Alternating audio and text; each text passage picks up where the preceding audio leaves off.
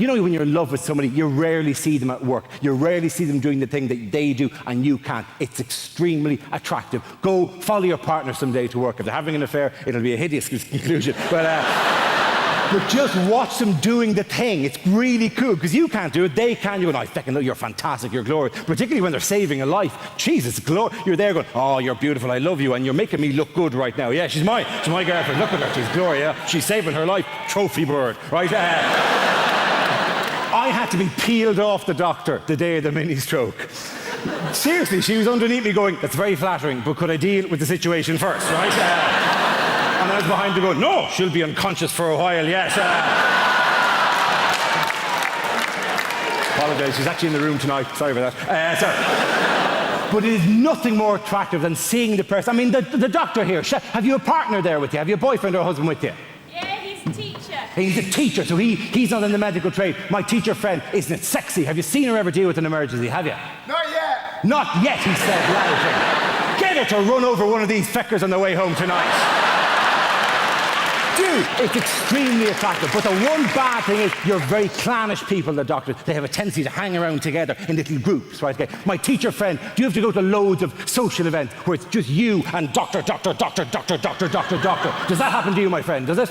I hate it. Yeah, I know, it's a nightmare. I hate it, he said.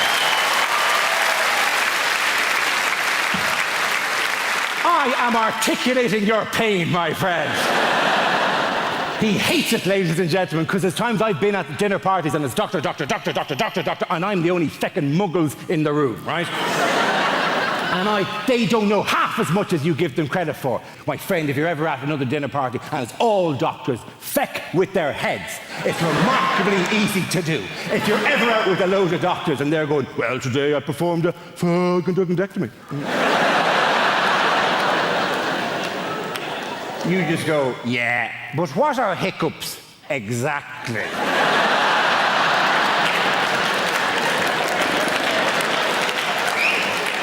There's many competing theories at the moment. And then you go, why, if you stay in bed longer, do you feel more tired? It's not my speciality, that particular field. Does time heal all wounds? Who the fuck invited you to this dinner party anyway? What are the oil of Olay 7 signs of aging?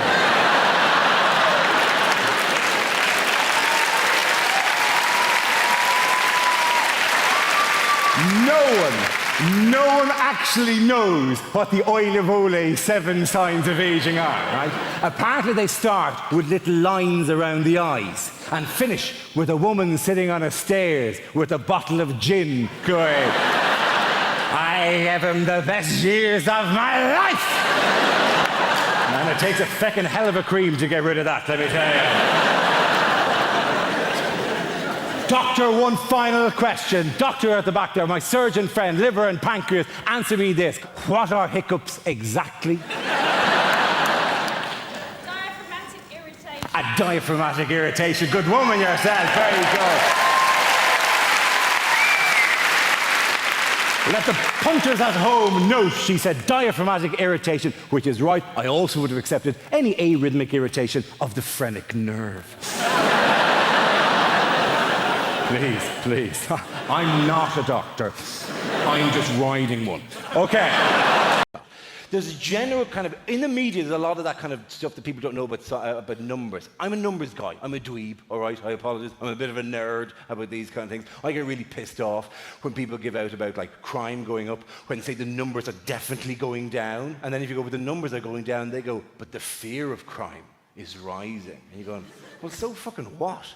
You know what I mean? Zombies are at an all-time low level, but the fear of zombies could be incredibly high. It doesn't mean we have to have government policies to deal with the fear of zombies. It's ridiculous, for Christ's sake. The NHS, there was a survey in the NHS about dentistry where they found that some people are removing their own teeth.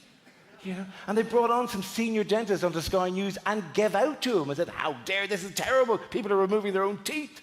And this guy stood there and went, well, obviously, systems should be put in place to deal with, which is stupid. He should have just gone, well, these people are clearly fucking morons at the highest order. I mean, who removes their own teeth, for Christ's sake? I'm a dentist. I don't remove my own teeth. You know what I mean? But there's kind of a notion that everyone's opinion is equally valid. My arse! Bloke who's a professor of dentistry for 40 years does not have a debate with some idiot who removes his teeth with string and a door, right? It's nonsense. And they'll have this all the time with medical stuff on the television. You'll have a doctor on and they'll talk to the doctor and be, oh, doctor this and doctor that, and what happened there, and doctor, isn't it awful, right? And then the doctor will be talking about something with all the benefit of research and medical evidence, and they'll turn away from the doctor in the name of balance and turn to some quack witch doctor, homeopath, horseshit peddler on the other side of the studio. And I'm sorry if you're into homeopathy. It's water. How often does it need to be said?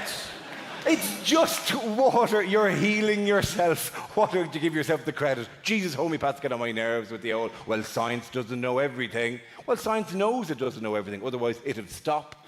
But as well as that, you know, why would they bother? But as well, just because science doesn't know everything doesn't mean you can fill in the gaps with whatever fairy tale most appeals to you. No, well, the great thing with homeopathy is you can't overdose on it. Well, you could fucking drown. I'm sorry, it seems harsh, and I used to be much more generous about it, but right now I would take homeopaths and I'd put them in a big sack with psychics, astrologers, and priests, and I'd close the top of the sack with string, and I'd hit them all with sticks. And I really wouldn't worry who got the worst of the belt of the sticks, right? Anyone in answer to the difficult questions in life, the I don't know what happens after I die, or please, what happens if my loved ones die, or how can I stop myself dying? The big questions gives you an easy bullshit answer, and you go, well, do you have any evidence for that? And they go, oh, there's more to life than evidence. Get in the fucking sack. I'm sorry, herbal medicine. Oh, herbal medicine's been around for thousands of years. Indeed it has, and then we tested it all, and the stuff that worked became medicine. And the rest of it is just a nice bowl of soup and some potpourri. So knock yourself out. Chinese medicine. Oh, Chinese medicine. But there are billions of Chinese. Chinese medicine must be working. Here's the skinny in Chinese medicine. 100 years ago, the life expectancy in China was 30. The life expectancy in China at the moment is 73. And it's not feckin' tiger penis that turned it around for the Chinese. Didn't do much for the tiger either, if you don't mind me pointing out. Oh, but they're so wise. They've one word for crisis and opportunity. Yes, but they also have one word for China and Tibet, and it's China, so fuck them. Right, so...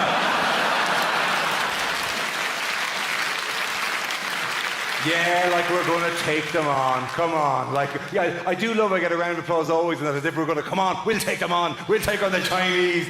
The Hammersmith Apollo. We'll go bananas. We'll go over there. Like, whatever. It'll be fantastic. You can supply the food out of the back of the truck.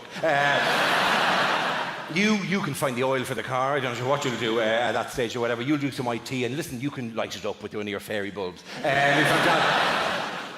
But it is just one of these like ridiculous things. Like, you never see that balance thing with really, really hard science. You never see it with like physics. Like, you never see like a guy on talking from NASA about a space station. They go, "Oh, Mr. NASA guy, you have a new space station," and they talk, and then they go, "Right, but that's very interesting. But for the sake of balance, we must now turn to Barry, who believes the sky is a carpet painted by God."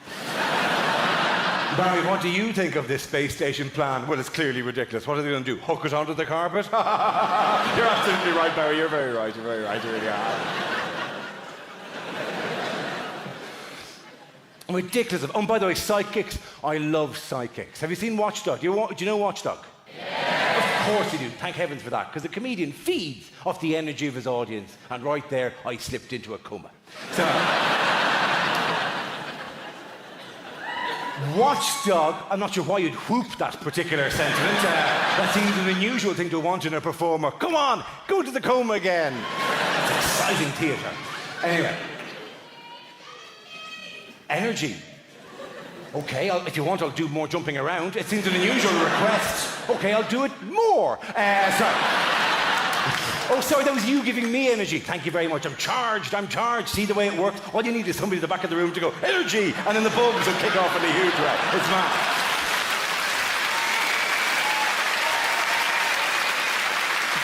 You know, you're right. It is just magic. That does all this. And maybe there is oil in Reading. Why can't we just dream?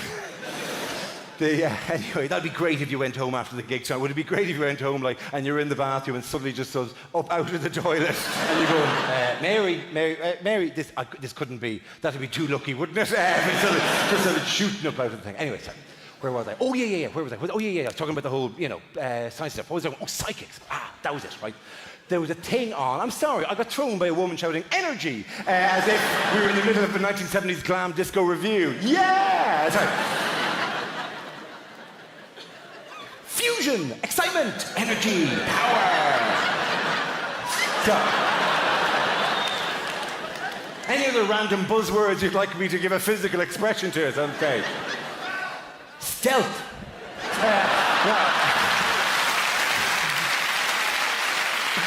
That was fairly shit though, wasn't it? I mean, let's say that was a pretty poor expression of stealth, wasn't it? You'd be a really bad ninja if all you did was just like that.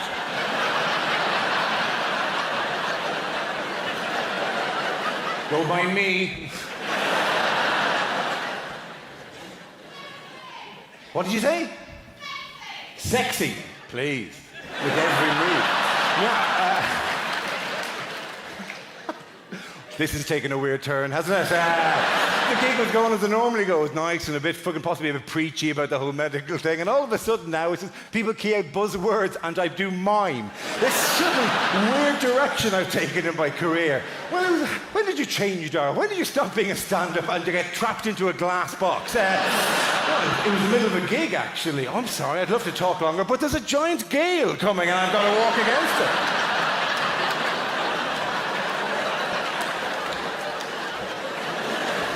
Sorry, that's just weird. Anyway, that was a crap stealth. Good stealth if I did the rest of the gig over here. That'd be very good. That'd be quality stealth. See, that's fucking great stealth. You know I'm here, but you've no idea. For all you know, I'm going to walk. Oh, hang on, no, round the back. Yeah. Yeah. Right. Okay. And then we're behind the big board. And we're behind the big board. No, I haven't gone anywhere. Jeez, this is going to be weird. People at home are going, what the fuck is going on here? Right? That's the problem with the had to be there moments. You really did have to be there some of the times, really.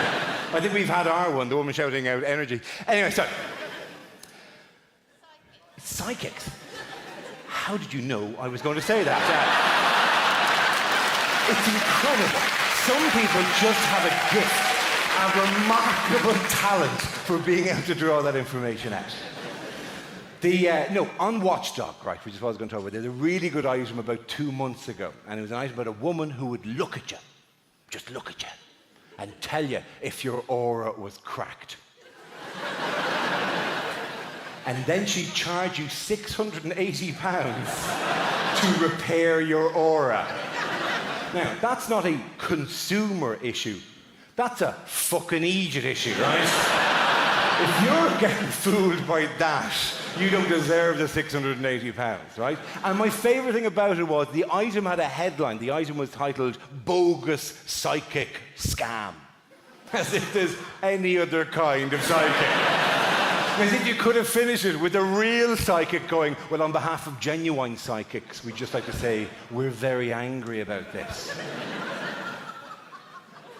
And so are the dead.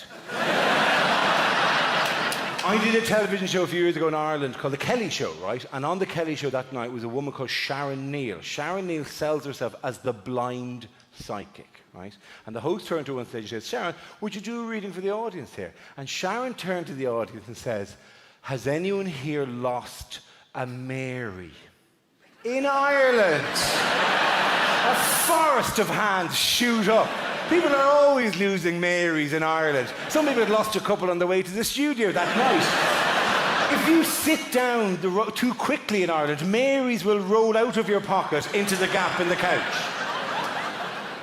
And even then, she kept getting stuff wrong, and the host did a brilliant thing. He turned to her and he said, there's something that nobody ever says to psychics. He goes, Sharon, you got a lot of that wrong. And Sharon said an amazing thing. On national television, she went, well, sometimes there are so many voices coming through, it's difficult to know which is which.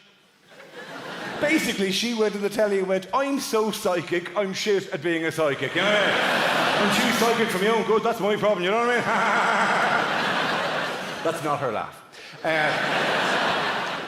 Oh, I love that kind of stuff, like whatever. But all of the kind of nonsense of all the fairy tales, homeopathy, chiropractic, all of this kind of stuff, like whatever, ridiculous. And they make billions every year. The wellness industry, you know. If you're not sick, you've got wellness, right?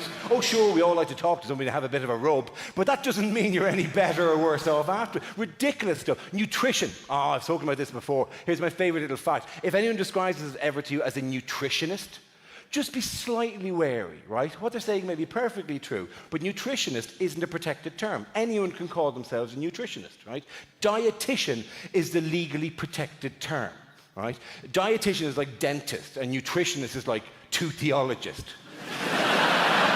I mean, I could call myself a nutritionist, and I'd be a phenomenally popular nutritionist. People would come from miles around. I'd be going, listen, you look fantastic. Let's have a pint. Come on, let's have a pint. You fat bastard, I'll wrestle you, right?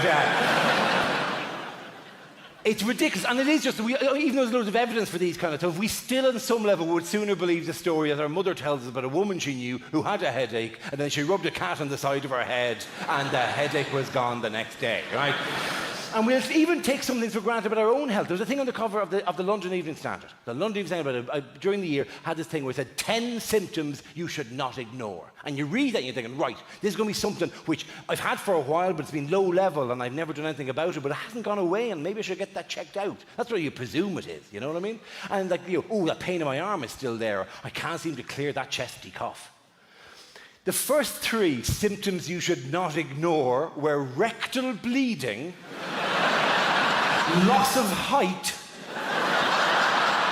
and sudden blindness.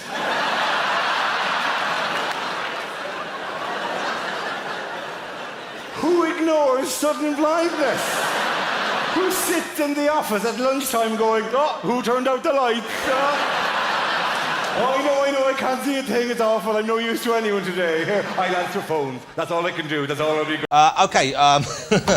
Now, Dara, I've never actually seen you performing live. I've seen video footage of you, DVD footage of you performing live. It seems like a very funny gig. I imagine you can't beat the lively excitement of a live gig.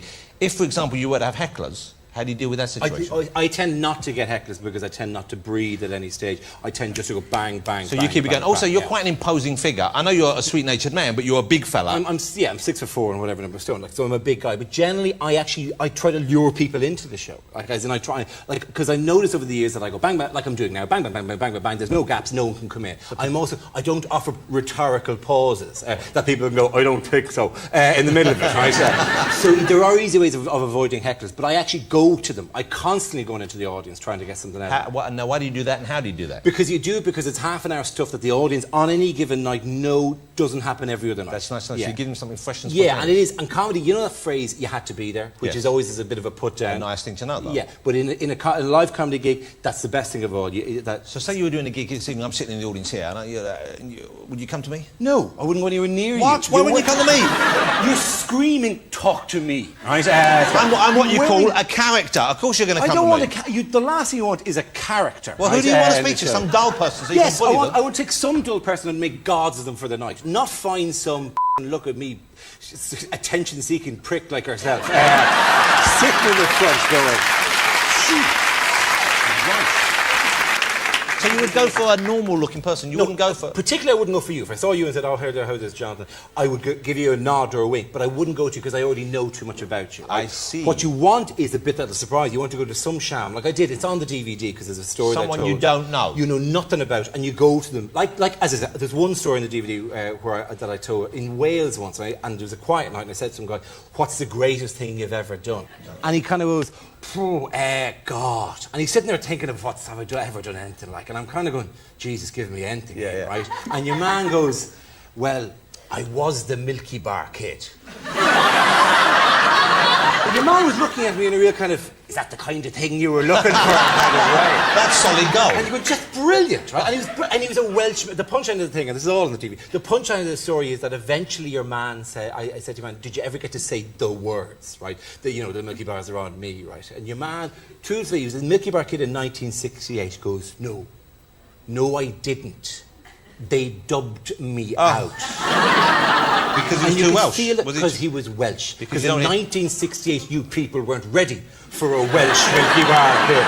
Milky Bars are on me day.